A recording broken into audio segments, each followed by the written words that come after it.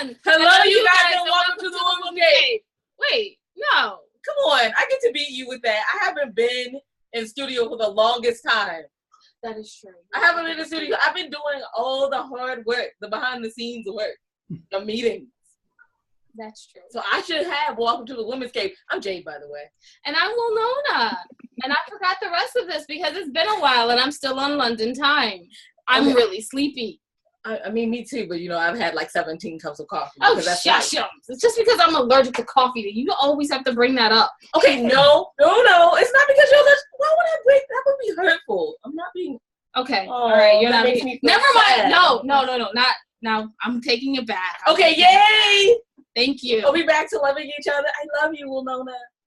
Honestly, mad love and sign language. Okay. All right. Books. All right, books. We have books. We wrote the And I Thought series. And I thought divorce was bad with other life lessons. And I thought being grown up was easy. And I thought I could juggle it all. We can't, but we try anyway. And I thought I did my journey alone. And I thought he was the one. Haven't we all been there? And then we did the Misfit Guides. The Misfit Guides, a sassy sway that leaves crooked footprints. The Misfit Guides, cocktail soirees, and the LBD. Yes, the little black dress. Okay, just for anyone out there that doesn't know. And the workbook, we have that, and we have the 25 hottest indie authors, advocates, and artists. Really? Yeah, I'm doing it that way. What? Yeah. What? You didn't find the magazine. Keep going. I'll come back to chaos. I don't understand. Keep going. We have a lot of people in the room.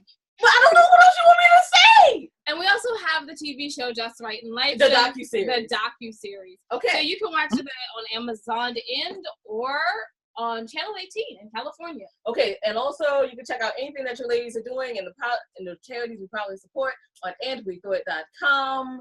And you can check out our books there too, and also Amazon and Barnes & Noble. All right, I think we're done because we have a lot of people in the room and we need to get it going. So you're not here to hear about us, lovely guests. Would you like to introduce yourself? All the X's. Starting with Christine. Hi, I'm Christine Merrill. I'm the author of 22-ish novels. I've lost count. My last one is A Kiss Away from Scandal, and my next one will be coming out in December, and it is How Not to Marry an Earl. Interesting. How not to marry what? An earl. Yeah, How not to marry an earl. That sounds interesting.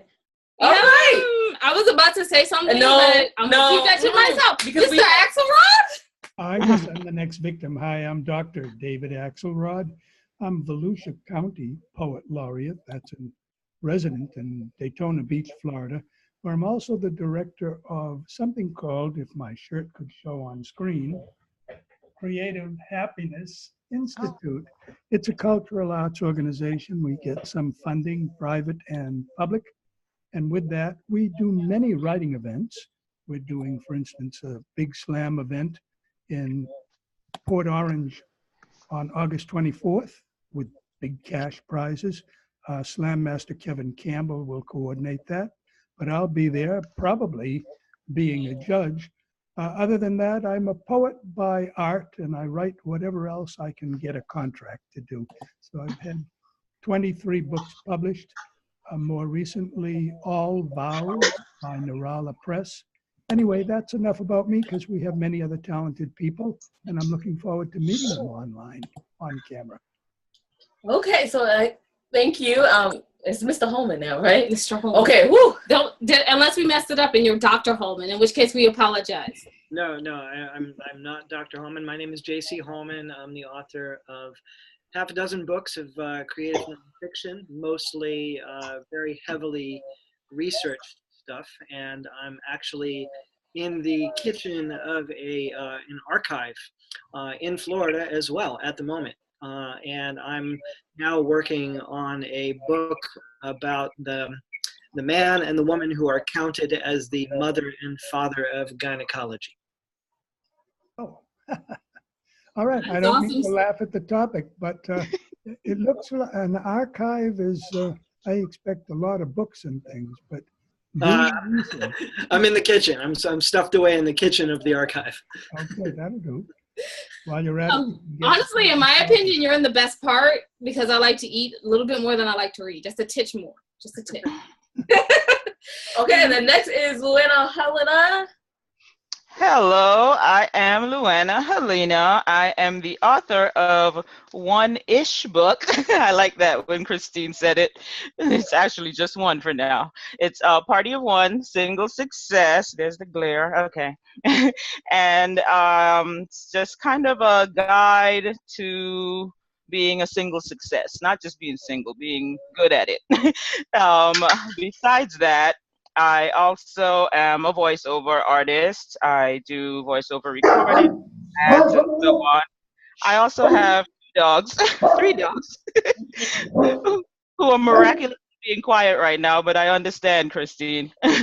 And what else is there? I host a podcast, as the ladies mentioned. Hopefully, they'll be my guest tomorrow. It's Creatively Speaking every Saturday, and we just talk to artists and creatives overall. I got really excited when I saw David's shirt. So we're glad you put that on, Dr. Axelrod. Creative Happiness. Just anything with creative and creativity, and it gets me really excited. And also, Activity. yes. And both of you mentioned you were in Florida, and specifically, Dr. Axelrod mentioned he was in Volusia County, which probably is just like, oh, well, for most people. But I used to live in Flagler, so I know exactly where you are. I used to live in Palm Coast, little town up the road there. So we might have been neighbors at some point, but now I'm in California, another little town most people haven't heard of, Calipatria, but we're about 2 hours from San Diego, which is more well known. So that's pretty much it in a nutshell. Any other questions, feel free to ask. And I'm looking forward to this chat. It's already turning out to be a lot of fun. Can I just say that I love it when other people introduce themselves? Yes. There's no They way say I would have it. said everything right. They say it, everything so nicely. And there's the fabulous Christine. So this year we have thought to do what? Talk about the process of writing. And because and Brandy, hello Brandy. I know, I'm Hey, stealth Would intrigue. you like to introduce yourself? Brandy just popped up, you guys. So would you like to introduce yourself? Yes, sure. My name is Brandy Miller. I actually do a lot of things. And one of them is write, and one of them is teach writing, and one of them is coaching writing. And I'm actually working on finishing up, yay, my newest book, which is called Write Your Book. And it's going to be really good. I'm very excited. I just got finished with the last piece of it yesterday. So I'm squeal happy. Yes, Squirrel Happy. We like Squirrel Happy. Okay, so this year, in the Writers Roundtable, we are going to discuss the process of writing. And since we have non-fiction writers and fiction writers and just poets and everything here, this is going to be very fun. So can I please start off with a question? Because I get this a lot, like on Facebook things and chats and stuff. How long is it supposed to take to write a book? I remember I answered once and I said 13 hours and they were like, it's unbelievable. But I did it because I had We had to get it done. We had to get it done. Deadlines. We forgot our Deadlines. deadline. Yeah, so we did it in 13 hours. But how long does it really take to write a book to be a professional and good at it? It depends on your writing speed, to be perfectly honest. Every writer can write. I mean, I've written books over a coffee table over 2 days, and they're like substantial books. They're not like fluff pieces. So it really depends on how nailed down your process is and what you're writing. I find it harder to write fiction in 2 days than I do nonfiction. Can I ask Mr. Holman, since you've been at, oh, no, go ahead, Dr. Axelrod. I was going to say, actually, Mr. Hallman will pick up on it. I mentioned poetry as my art form, probably because when I was a little kid, I was a slow reader, and poems take less time to read.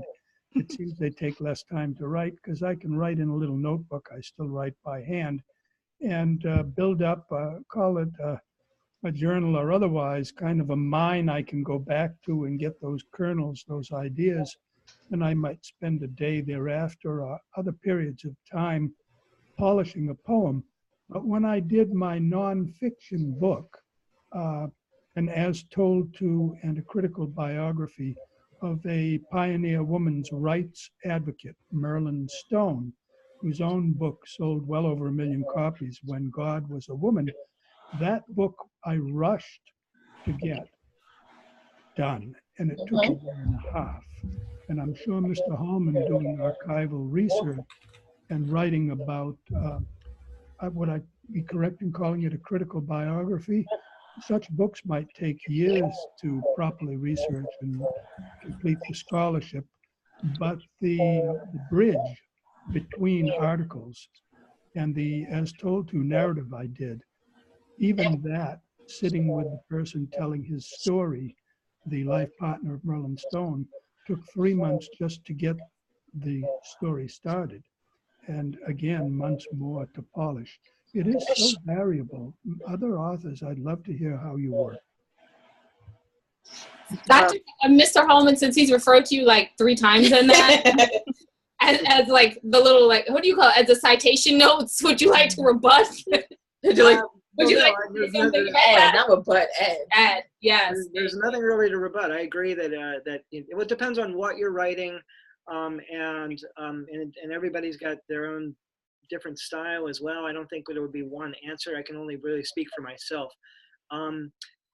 My books have taken longer as I've gone further and further into my career. They take longer and longer, and I've often told students that if writing is getting more torturous for you, it's probably a good sign that you're bringing more of your own sort of inner ruthlessness to bear on your writing, and that's probably a good thing.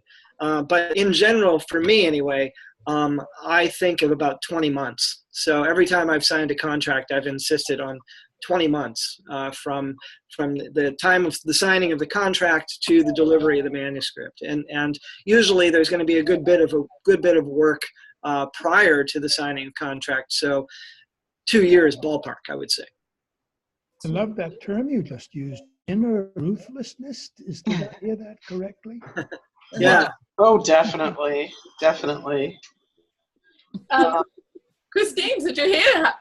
Yes. I allow 6 months, and the next one had better take 3 because I'm on deadline. But there are some books I've been working on for years, and I think that it's a cross between ruthlessness and doubt. You learn what you need to put in the book, and you get really particular about doing it right, and that takes time. I mean, sometimes the inspiration just comes, and then you have a book, but God, I wish that would come soon. I believe I read somewhere that procrastination is part of the creative process, and I believe that mental procrastination for the inspiration, that's what it is. Anyway, Luana, would you like to say something last on this? Sure, yeah. For actually physically writing the book itself and finishing it, it took me between 7 and 10 days. I did kind of this shut-in, turned off media, all of that, just went into my room with applesauce and microwavable popcorn and peas and, no pets allowed. And, after a week, there was a manuscript. But as I often tell people, the introduction for my book was written like 15 years before the book, just that I didn't know I was writing the introduction at the time. I had this weird experience in a restaurant, and rather than brood about it, I just kind of jotted down my little angry thoughts about the host who led me to my table, and then I put it away, and then that turned out to be the introduction to the book, and then the rest of it was written in 2015, even though the intro was written in 2000. So I could say 15 years, but, just to bring it to completion and put the rest on it took me a week. But that's with not in normal life, like going to work and coming home, just kind of focusing 100% of the time on it. So I think that's a process that works for me. It may not be for everyone else. It may be doing different jobs and needing a break from things every once in a while. But about a week for a short nonfiction guide where, the thoughts have already been flowing and you just need to get them on paper. If the inspiration is already there, I think it can be physically done in a week. But as everyone kind of said, it depends on what you're writing and, maybe how passionate you are about it and all the different variables. But yeah, so it varies, I guess, would be the final answer. Okay, I know a ton of people are happy to have that answer. Yes. Yes. I'm like already counting the people in my head. They're gonna be like, oh, okay, great. No, I'm not a slow writer. I'll be looking at them going, "You're going slow." And No, but anyway, no. So, Jay, did you have a question? Because I have 3. Okay, go ahead and ask your one, and then I'll have one. Okay. So my other question was, what is the greatest challenge that you guys have writing? Because I mean, there's a lot of people in here that are on deadlines, and then there's some indie folks, which we are part of. Indie. So we put ourselves on deadlines. So how do you guys deal with deadlines, and the indie people? How do you deal with setting yourselves your own deadlines? Oh, good question. Well, my biggest challenge actually isn't even related to deadlines. My biggest challenge is that I often get a vision in my head of where I want the book to go and what I want the outcome to be. But then I get afraid that I'm not going to be able to deliver on that vision. It's kind of like, being afraid that you're not quite a good enough artist to draw the thing that you see in your head, right? And so that sort of slows me down and trips me up because I want that vision to be what the reader experiences, but I'm not sure about my ability to translate it. So then, that slows me down. But as far as deadlines go, I don't really put myself on too many deadlines, to be honest, which probably is a bad thing. I should probably have more deadlines. But there you go. That's my answer. That's the benefit of being an indie. I don't have to follow deadlines if I don't want to. It is a lovely thought. Anyone We else? should all be so fortunate as to be on deadline. That implies that at least we have a contract or we have a publisher interested enough. I find a deadline certainly motivates me because I don't want to break my contract or my word. But I'm working, for instance, with a young poet. I mean by that a 15-year-old young woman, talented, enjoys writing. And our intention is to bring out, with a grant I have for such projects, her first book. It'll be 24 at a minimum, 28, 32-page stapled book, chapbook.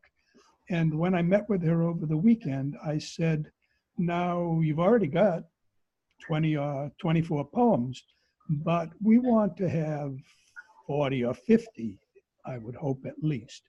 Now, she writes frequently, but my point to her and to myself is you want to have the very best you can do, and so you need a big selection to pick from. So I write every day. As often I write poetry, but a lot of it I myself know, speaking for myself, not for my student, a lot of it is filler. It's keeping the machine oiled, it keeps the words flowing. Some of it I type up, some of it I might bring to friends for a casual evening, but it ain't going to be in a book because I hold myself to that higher standard, and a publisher may have other format or expectations. So as for partly how long it takes and what my own creative process is, I don't want to be so hard a critic on a student, let alone on myself, that I never type anything up, I'm not satisfied. But some days, you talk about inspiration, you write something down and you went, wow, that's better than filler. And other days, well, I just work along. Always wishing I were inspired. It's nice though that you guys are turning writing right now into like a real job. I like it. I like it's like some days you come to work and you're like, I'm doing my job today. And then sometimes you come to work and go, yes, for the paycheck. I'm burning hours for a paycheck. Thanks for that. All right, anyone else want to answer on this one? Well, my challenge mainly is the constant fight between inspiration and procrastination. Like great ideas come and you're like, oh, you get so excited. It's like, okay, this is going to be my next book. I mean, I'm actually co-writing my next book with my sister, and we were on vacation and we're like, oh, this would be a good idea. And we started, if a recorder was running when we were having this conversation, the book would have been written already. But we had all these great ideas, and this could be a chapter and this could be a chapter. And, and then it's like, okay, let's go home and get it down. And then it's been, a few months. And we started a Google Doc, and then we shared the Google Doc, and time has gone by. So What's a Google Doc? Oh, yeah, It's a document that you can create in Google, and then it allows you to just kind of share your work. So she can write some things, I can comment, and we can go back and forth like that instead of emailing a Word document back and forth. So it's shared online in the Google Cloud. So we have all the tools in place, but then it's just like, okay, all those great ideas we had, let's bring them back. So I think that's the big challenge for me, is kind of maybe as soon as the idea hits, like you go ahead and write it, and then as Dr. Axelrod had mentioned, everything isn't necessarily for a book. Even just I try to blog in between just to keep ideas flowing, and then a blog idea, a topic will come to mind. Like this morning, I was reading through, doing some Bible reading, meditating, and so on. A good idea came, and it's like, okay, I'm going to blog on that today. And then I had about an hour before the show. It's like, well, no, let me just clear my mind, get on this program. Then after I log off, I'm going to write that blog, So we'll see by the end of the day if I write a blog. But things like that happen. It's just that.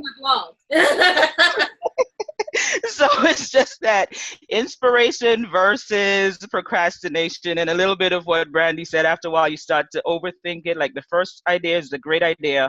But then once you say, well, you know what, there are probably 10 books out on that. That's not original. That's not new. Nobody wants to, then you start to beat it down to just, forget it.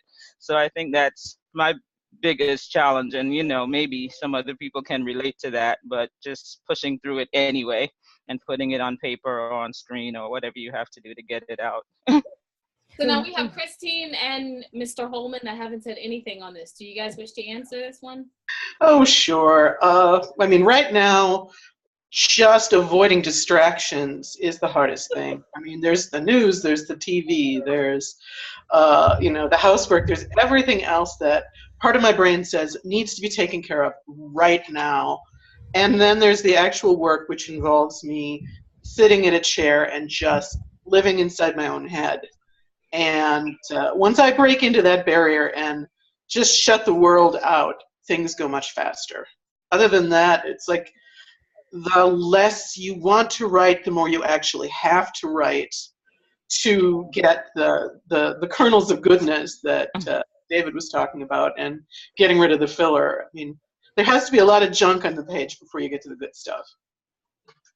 Mr. Holman, I feel bad because you're like the only creative nonfiction right now on this answer. So represent the whole brand.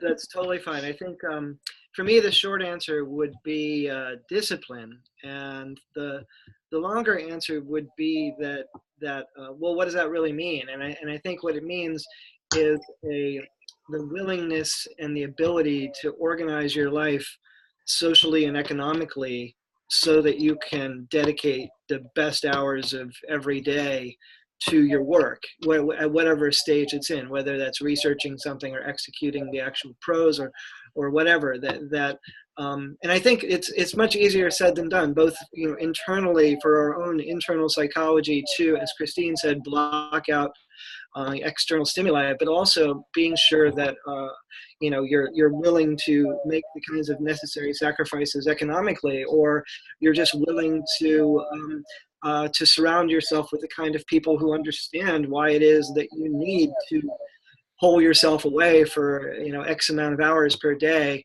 and accept that. And sometimes that means executing a different kind of discipline, just in terms of how you organize your whole life.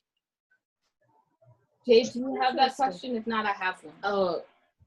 See, I was all involved in it. So what are you guys best moment so far from your career, your path that you've chosen for your life?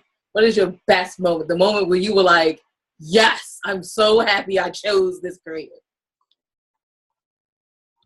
And there's silence. You guys have had some moments. That's an embarrassment of riches. The writer's life, a lot of people think, particularly with poets, you're going to be starving somewhere, locked away in a garret. And indeed, some statistical studies show poets are noticeably depressive. But, if work is having to be somewhere or having to do something, then a lot of the time even when I was at work, it didn't feel like work because being a writer is quite a trip, not to mention a pretty good tax write-off. You know, you can travel the world doing your research. You can write that off against a different or another income. There's a little bit of, the business of the arts in that. But I think the best moments are when, as much as anything, I meet other writers and we're of a like mind. We really believe that if you're creative, it helps you be well, it helps you be healthy. And instead of moaning about not having a publisher, we do that sharing as often publicly. That brings people together as compared to arguing and separating each other. So that's a constant high, and it isn't work at all if that's the level where you dwell as a writer. Yeah, that's a little pie in the sky, but I really feel that way. That's the basis for the Creative Happiness Institute. It's that universal energy that we access through writing. And when I see the smiles, even a little more serious expression on my colleagues on the screen, I feel like I'm in good company. Hey, that's a high. Okay. Anyone else? Well, I think some of my greatest moments actually have been when I can finally get somebody's book out the door and they're holding a copy of it, and you can just see how excited they are to have finally been able to get their book out of their head and onto the page and out to the world, and they know they're able to make a difference. Like, that is so rewarding for me to help them through that process. It's kind of what I live for. So bingo, good for you. Yeah. For me, it's it's kind of a tie. When the actual writing is going well, when I'm really in the zone, that's pretty much like being on Space Mountain all day. It is so much fun. When you come up with ideas and you have no idea where they came from, and they fit in with the rest of the book, and suddenly it's like a light goes on and you understand what you've been writing. That's just the best. That keeps me coming back through all of the parts all the days where it doesn't work. And then the days when I've actually met people who've read my books. And generally it's people reading romances while having chemotherapy or collecting piles of them to take to their cousin who's sick. And where I really know I'm making a difference for people and I'm making them feel good, that also makes up for all the rough spots. Yeah, my answer is a little similar to Christine's, I think, in that I would say that, just pulling off a really perfect sentence, writing a sentence that just can't be improved any further once you get to that point. Just in the process, that's just really an amazing feeling. But then as well, and I had the second part of Christine's answer, I had a specific instance when I got an email from a guy who told me he'd been waiting for several years to write me about a book of mine, and he'd been waiting because he'd been in prison and he'd been just reading my book over and over and over to help him endure that time. And that sort of put the whole idea of the fan letter or the person who reads your book into a different light, and to think that I could produce something that would help someone else endure that was a really good feeling. Wow. Dang, at this point, can you even top that? I was going to say mine, but never mind now. No, I mean, I think that it's a really important part of writing because, as we know, sometimes it can be an isolated thing. We can all be in our own little world. And just to know that there is a bright spot. Sometimes people just need that encouragement to know, hey, it's going to be better. It's going to be fine. You're going to write that perfect sentence one day. I've written like 2 of them in my whole life, and that's amazing. I think one of them was in a high school paper. It was. One of them was in a high school paper. I got an A on that paper, and that was a hard 1A, and I was excited. It was about my dad, and I was telling people about how awesome a man he is and how he overcame his dyslexia in the 50s and just everything. Yes, I'm going to talk about my one moment. And his alcoholic father to be the man that I just want to be. I want to be him when I grow up. I wish I could have his compassion for the world. Okay. And it got me an A, though, so high five on that. I never get A's on papers. Since the moderator actually joined the conversation. Luanna, do you have a moment? Yeah, it's pretty much similar. I guess we kind of share the same highs. I love when I have those, I call them divine downloads. That where did that come from? I know that's not me. That did not come from me. I don't even use those words. Wow, okay, let me write it down before I forget it, kind of moment. So I really enjoy having those. And other great moments for me are just bringing everything to completion.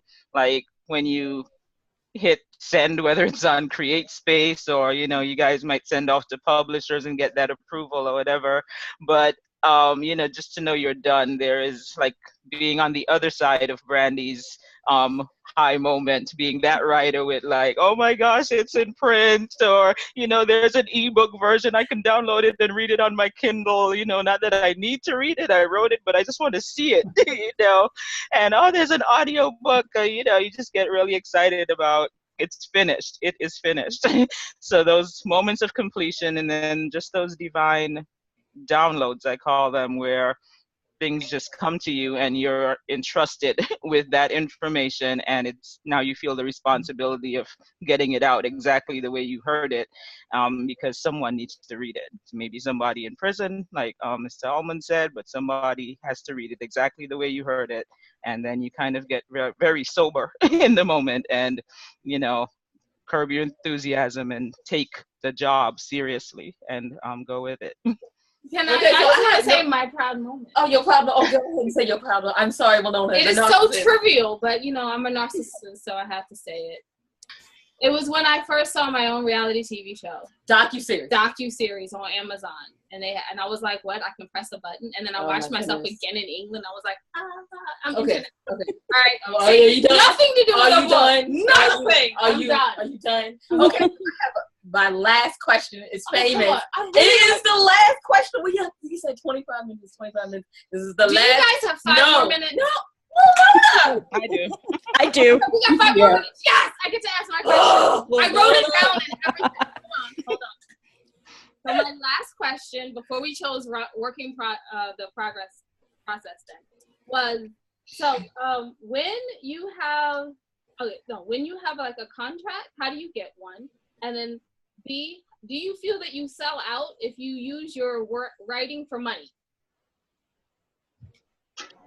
Oh, definitely not. I am totally in favor of money.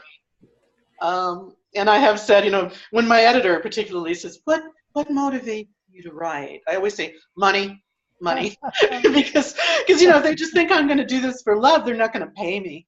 And I got my first contract by winning a contest. I entered the Romance Writers of America Golden Heart contest, which they're just axing this year, which is a sad thing for me.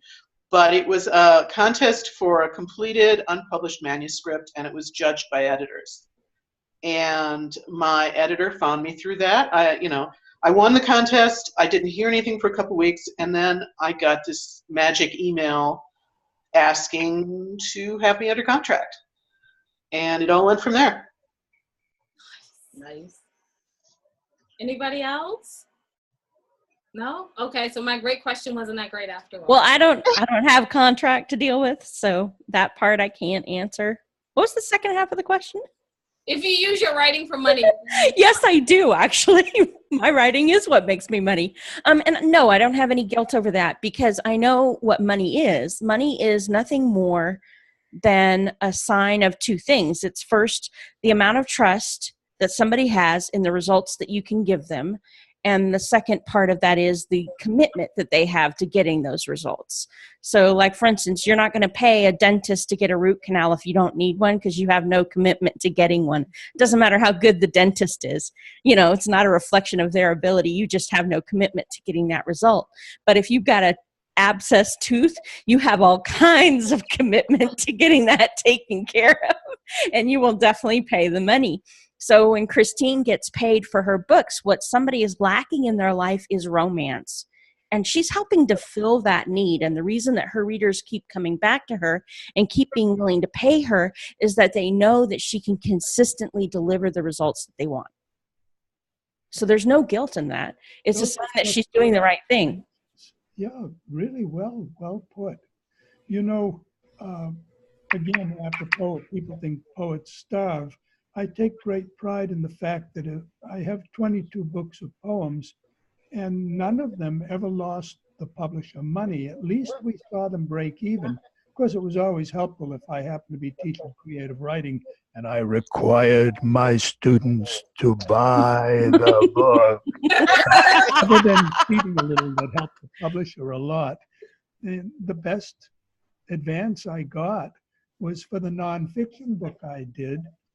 Merlin Stone remembered about that pioneer women's rights author, which was a natural because her work was standard in women's studies and there was a great deal of interest. So the publishers, mid-level mainstream publisher, Llewellyn Worldwide, paid a wonderful royalty. And then I had the wonderful conundrum. Shall I, as usual, loan or give my 4 children some money, because we're always broke, kids and I, or I went out and bought a collectible car, which I keep in a small garage and drive around, and people stop and say, "What kind of car is that?" I said, "It's a car that my writing bought me." Everybody's eyes widen, and I'm all the happier because there's no sweeter money than book money. It's the writer mobile. It's about making book. That's probably a better way to make money. But book money, oh, I love to get some. I think that I don't think it's selling out to be thinking about money. I think just from a pragmatic point of view, everybody who's a writer is necessarily in the business. You're in a business, and the sooner that you recognize that it's a business and start thinking partially like a business person, is probably going to be good for you. I think the concern about what the profit motive does to writers of ambition is an important thing to bear in mind and to think about. But you still have to figure out how to negotiate the economic climate of your time and recognize that the book business is not what it was 50 or 60 years ago, and that is going to have an impact on you, whether you decide to self-publish or whether you decide to go the more traditional route and find an agent who's going to represent your work and try to sell you. And I think that something that young writers don't often think about much is really what it means to sell your work. What it means when you sell your book is that it is not yours anymore. It doesn't belong to you anymore. And understanding exactly what that means and how profound that is important. I mean, it's still your name on the cover. It's still your book in a sense, but the rights to it now belong to somebody else. And it's just important to bear that in mind, both in terms of what it means you need to understand about the business and in terms of how that might impact your own ambition as a writer. Well, I will interject a little bit, because I think part of the problem is that sales, a lot of people have this idea that sales is pushing something on somebody, but in reality, sales is an invitation that you make to somebody else to partner with them in helping them achieve a desired outcome. So, for instance, when Christine is selling her romance book, she's partnering with that person and helping them achieve their desired fulfillment of their romance need. And when you're writing your creative nonfiction, you're partnering with the person who reads your book and helping them achieve a goal. It's all about, if your attitude of service, then you're not going to have as much trouble bringing in the money. If you're focused on the money, you'll have a lot of trouble bringing in the money, because people don't want to be used for money. They want to be loved, not used. And I think that's the hard part that you have when you first start a business, is that you're so focused, or start writing books, right? You're so focused on getting that money coming in that you can tend to focus on the money instead of the service. But if you're focused on serving the people who read your books, you won't have as much trouble getting the money coming in. Well, I'll wrap it up and make it unanimous. I definitely agree. There's no guilt with earning money for your writing. It's a valuable service, as Brandy has been sharing. And I think once you know that you took the time, you created a valuable and a high quality product. You know, you didn't just rush it and it's full of typos, and you heard this is a good hustle and a way to make money and you threw it out there. You know, if you know you followed the steps and you put a quality product out there with valuable information or an interesting plot, story, whatever genre you chose, then I think it is a valuable exchange. You put something out and somebody is paying whatever price for it.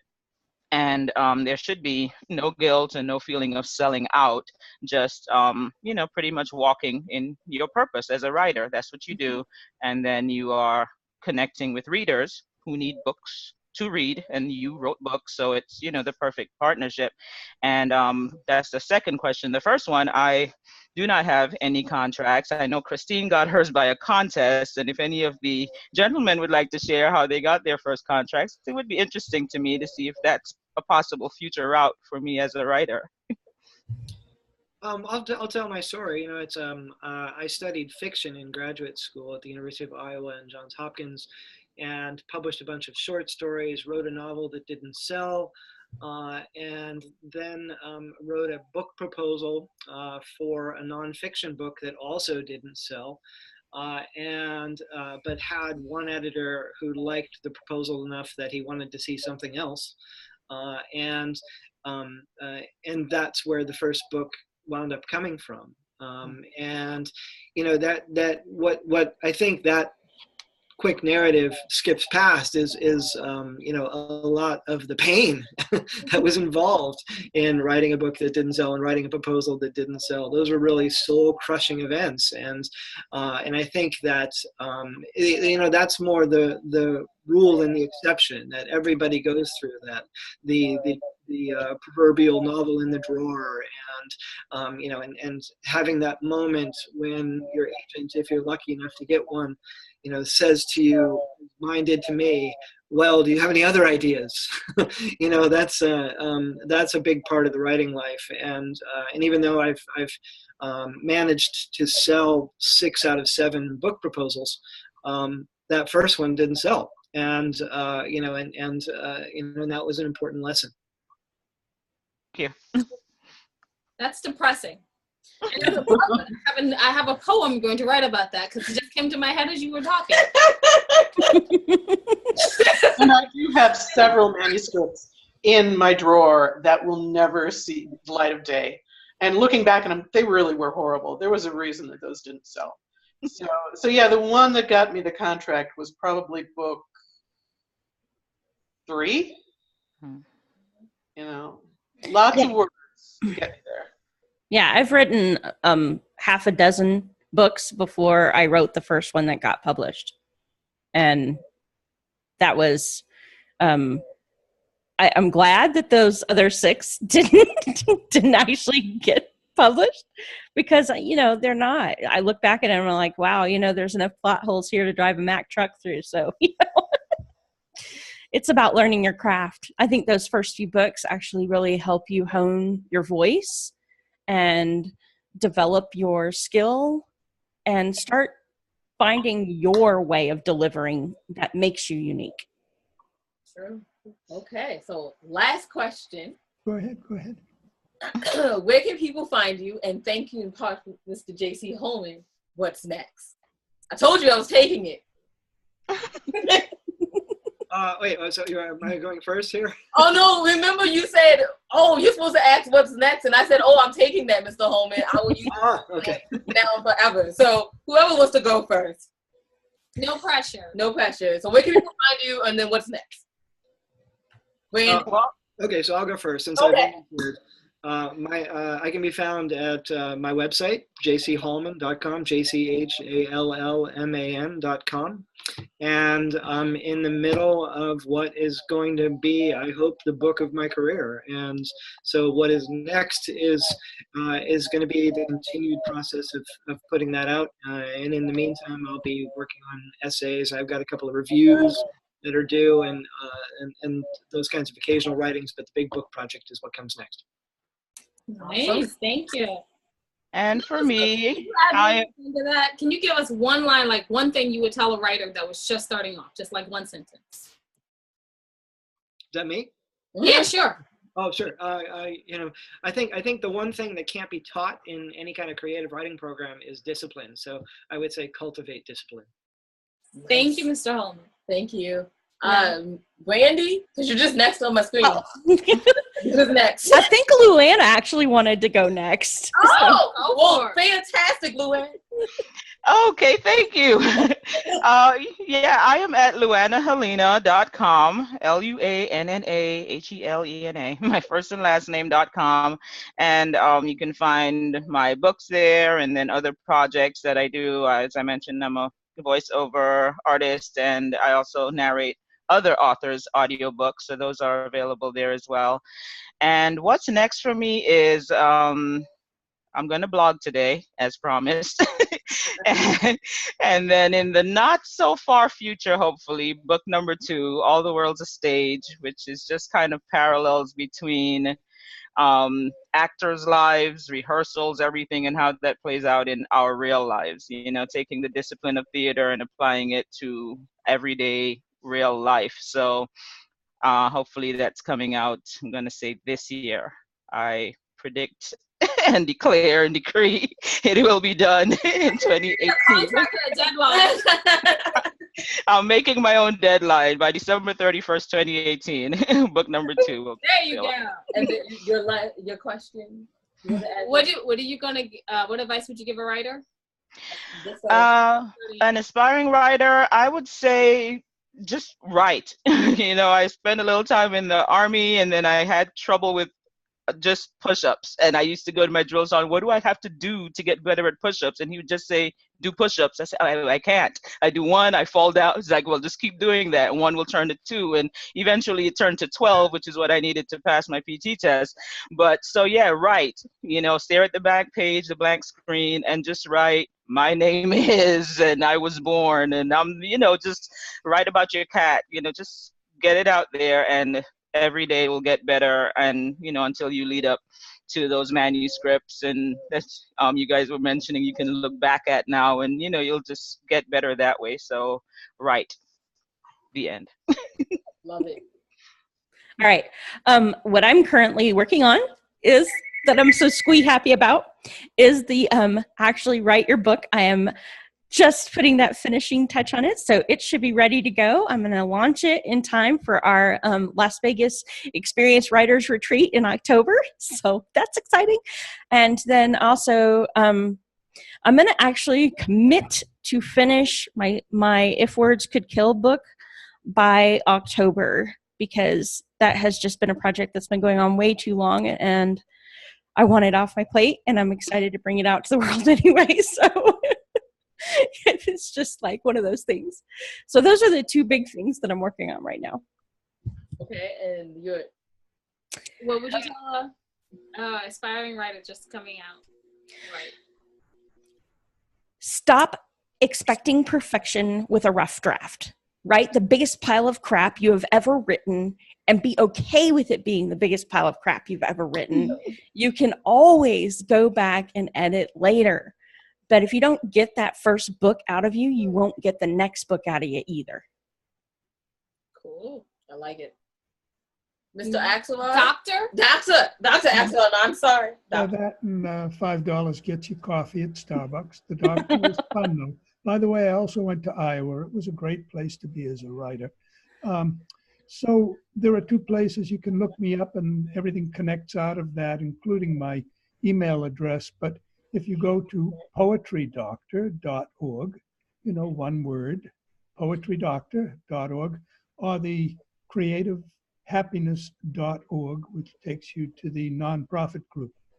There are calendars there where appearances that I'll be at and events that I present. And I guess what's next is what is next every morning or sometimes late into the night. I'll just keep writing. I'd love to see Narala Publishers, my publishers of my new and selected All Vows, tell me that they're going to a second edition. I've had some second editions, or at least second printings. So you could always, read the work. It's what others said. It's great satisfaction to know that your writing has a life of its own and people pick it up and actually read it. But I'm just pleased to be with these two wonderful women. I'm going to be a women's rights advocate and say that on my screen, our two hosts are labeled the ladies, but I think of them as smart and able and very generous in having us here together on a video blog, a video, will we call it a podcast? And I want to thank them for letting us have What's Next, some of these great opportunities. Thank you. Absolutely. You're making me blush. I know, right? So I'm happy I'm black. I'm black. I haven't noticed. Oh, and I forgot to mention that if you want to find my stuff, you can either go to 40daywriter.com, 40daywriter.com, or you can find it on Amazon. All my books are there. Christine, last but not least. Okay, you can find me at Christine-Merrill.com.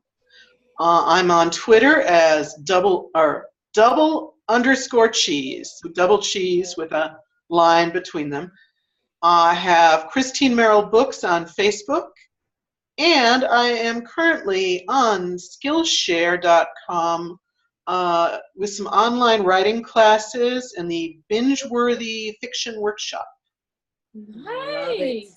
Wow, you guys have had okay, so it's Brandy and Christine that came back from last year. You guys have done a lot. And everyone else, you guys were awesome the first time we got to interview you. So thank you so much for coming back. Yeah, thank you guys for coming and sharing this wonderful stuff with the writing community, because we'll be pushing it hard. Yeah. Thank you so much for having us. Hug. We can't have a group hug, but we could all simultaneously do what you were doing. How about a group blow kisses? I call it. Oh, we love blues with kisses. Everyone's face is now blue because I blue lipstick on. Sorry, guys. I just want to say real quickly, I find it amazing for every year that the people that actually say yes and they're like, I would like to be on the Writers Roundtable, and I'm like, with us? That's cool, but dang, you guys are awesome. Like, you guys. So thank you guys for coming again, and you guys can find out everything your ladies are doing on andwethought.com, and you can check out Just Writing Life there too. And remember, I'd like to answer the question of what's next. We have the Thoughtful Book Festival on August 31st and the Las Vegas Writers Retreat on October 11th and 10th and 11th. Okay, so you check out that too there on andwethought.com, and just remember that wisdom is all around you if you're open to finding it and accepting it. So peace and love, you guys, from Winona, who didn't even try to get her nails done. And Jade, because I'm back.